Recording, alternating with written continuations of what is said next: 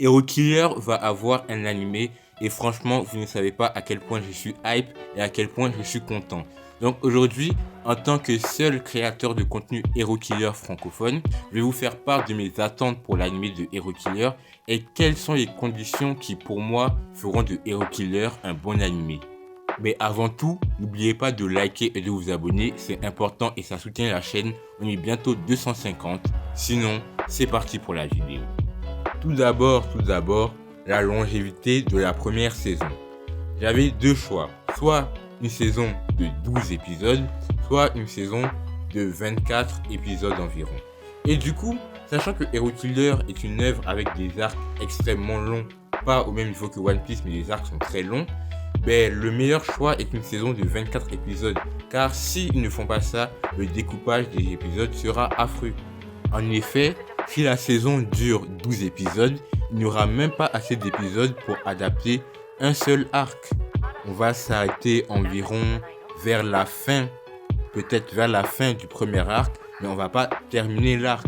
Alors que si on fait une saison de 24 épisodes avec environ 2 à 3 chapitres adaptés par épisode, on va s'arrêter environ à la fin du deuxième arc et on pourra voir à quel point le verse est intéressant et ça va pousser les gens à aller lire le webtoon. Donc, pour Hero Killer, il faut impérativement une saison 1 de 24 épisodes. Comme ça, les gens vont mieux s'approprier le verse, l'univers, le lore, le personnage.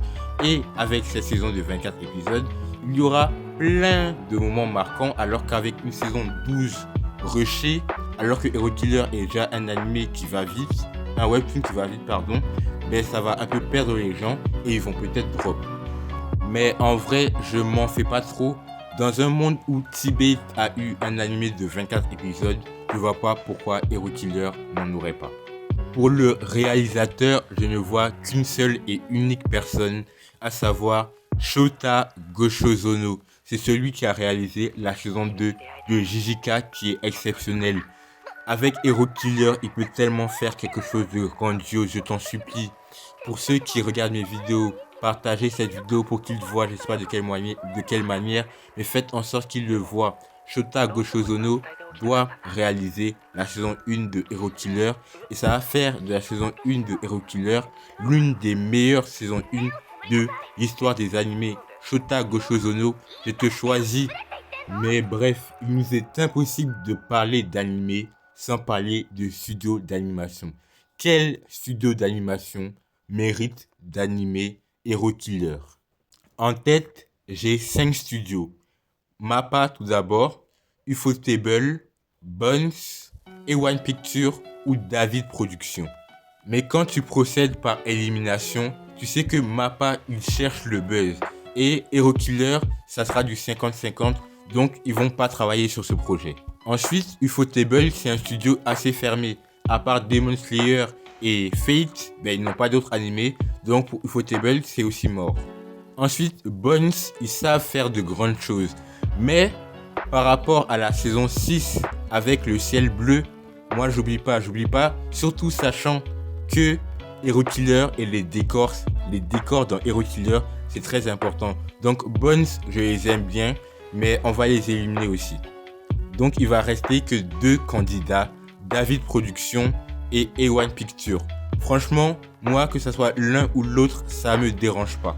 Mais personnellement, je veux que ça soit chez David Productions, car David Productions peut apporter une nouvelle perspective à l'œuvre, là où chez A1 Pictures, je sais pas comment on dit, je pense qu'ils vont essayer de faire la même chose qu'ils ont fait avec Solo Leveling, alors que moi je veux pas un Solo Leveling bis, je veux Hero Killer. Donc franchement, David Productions, j'ai aimé vos travaux avec Fire Force, j'ai aimé vos travaux avec Undead Unluck, faites mieux avec Hero Killer. Au niveau des doubleurs, j'ai pas cherché pour tout le monde, mais pour 4 personnages spécifiquement, j'ai tellement la vision.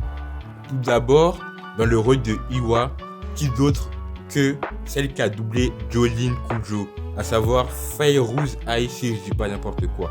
En vrai, je pense que Fairouz Ai dans Jiwa, dans le corps de Iwa qui incarne Jiwa, ça peut être incroyable. Ensuite, celle qui a doublé Shinobu ou Yumeko Jabami dans le corps de Rachel. En vrai, je pense que la personnalité de cette personne va complètement avec Rachel. Donc franchement, Rachel qui est doublée par celle qui double Shinobu, Yor ou Yumeko, franchement pour moi ça passe. À côté, Endgame qui est doublé par celui qui double Nanami ou encore Kishibe. En vrai, franchement, ça serait banger de fou. Et encore une fois, les personnages qu'ils doublent vont tellement avec la personnalité d'Engen. Donc franchement, ça serait bien.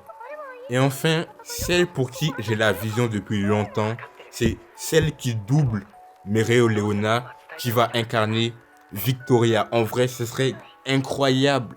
Ce serait incroyable. Et en vrai, ce serait génial, je trouve. Je trouve que ce serait vraiment bien que celle qui double Mereoleona double Victoria. Surtout que les personnalités se ressemblent un peu. Donc franchement, ce serait sympa. Et enfin, pour les openings et les endings, j'ai pas vraiment d'attente. Les artistes de J-pop sont très très forts. Mais s'il faut un style, j'aurais plutôt donné le style de l'opening 1 de Kaiju numéro 8 ou de l'opening 2 de Solo Leveling. Franchement, je pense que ça va un peu avec la vibe de Hero Killer.